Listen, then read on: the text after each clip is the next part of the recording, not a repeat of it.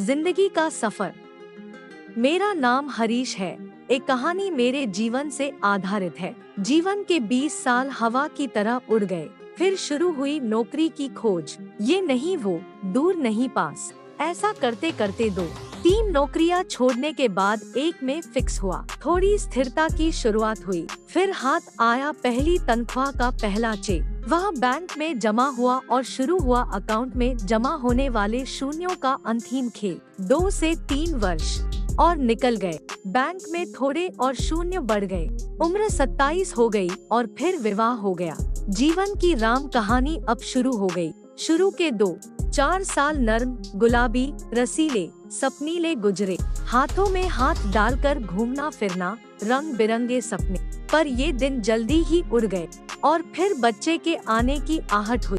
वर्ष भर में पालना झूलने लगा। अब सारा ध्यान बच्चे पर केंद्रित हो गया। उठना बैठना, खाना पीना, लाड दुलार, सब कुछ बच्चे के लिए। समय कैसे फटाफट निकल गया पता ही नहीं चला। इस बीच कब मेरा हाथ उसके हाथ से निकल गया, बातें करना, घूमना फिरना कब बंद हो गया, दोनों को पता ही न चला।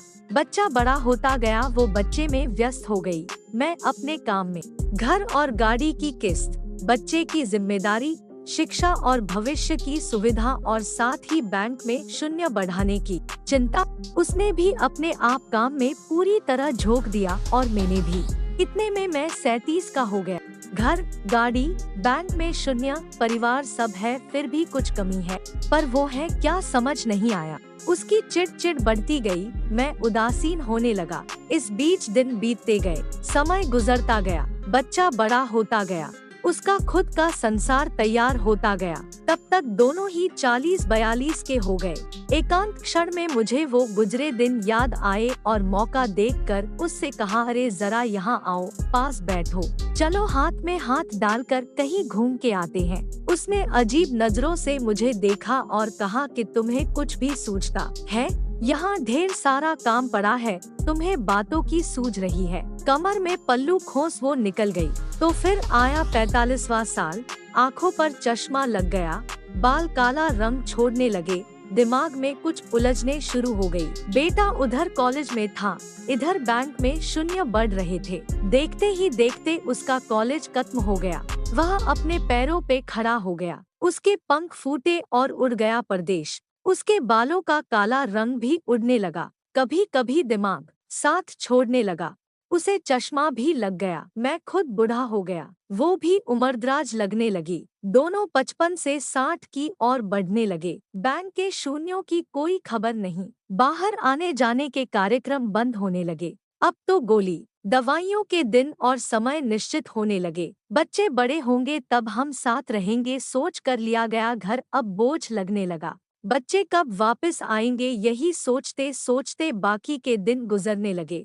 एक दिन यूं ही सोफे पे बैठा, ठंडी हवा का आनंद ले रहा था। वो दिया बाती कर रही थी। तभी फोन की घंटी बजी। लपक के फोन उठाया। दूसरी तरफ बेटा था, जिसने कहा कि उसने शादी कर ली और अब वो परदेश में ही रहेगा। उसने ये भी कहा कि पिताजी आपके बैंक के शून्यों को किसी वृद्धाश्रम में दे देना और आप भी वही रह लेना। कुछ और औपचारिक बातें कहकर बेटे ने फोन रख दिया। मैं पुन सोफे पर आकर बैठ गया। उसकी भी पूजा खत्म होने को आई थी। मैंने उसे आवाज दी, चलो आज फिर हाथों में हाथ लेके बात करते हैं।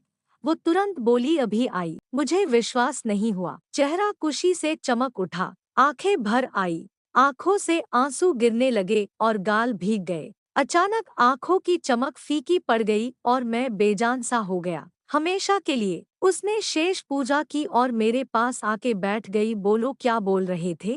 लेकिन मैंने कुछ नहीं कहा। उसने मेरे शरीर को छू कर देखा। शरीर बिल्कुल ठंडा पड़ गया था। मैं उसकी ओर एकटक देख रहा था। क्षण भर को वो शून्य हो गई। क्या करूं? उसे कुछ समझ में नहीं आया, लेकिन 1-2 मिनट में ही वो चैतन्य हो गई। धीरे से उठी, पूजा घर में गई, एक अगरबत्ती की, ईश्वर को प्रणाम किया और फिर से आके सोफे पे बैठ गई। मेरा ठंडा हाथ अपने हाथों में लिया और बोली, चलो कहाँ घूमने चलना है तुम्हें? क्या बातें करनी है तुम्हें? बोलो।